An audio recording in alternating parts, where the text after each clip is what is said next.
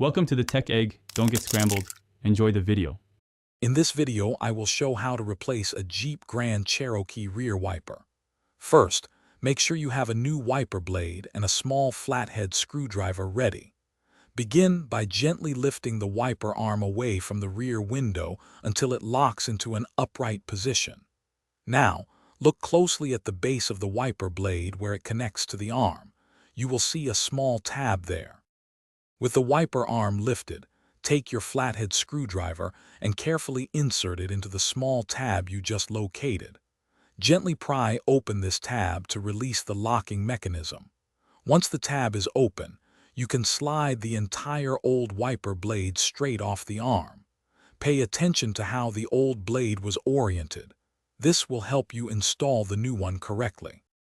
Now take your new wiper blade and align its connector with the hook on the wiper arm. Carefully slide the new blade onto the arm. You should hear a distinct click, indicating that it's securely locked into place.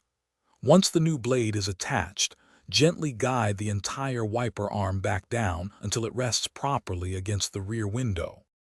To ensure everything is working correctly, turn on your vehicle and test the new wiper blade. Make sure it clears the window smoothly and effectively without streaking.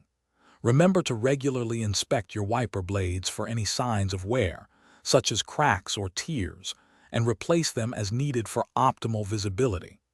Also, be sure to check the description below for helpful links and other great deals. Thanks for watching. Consider subscribing if I helped unscramble your problems.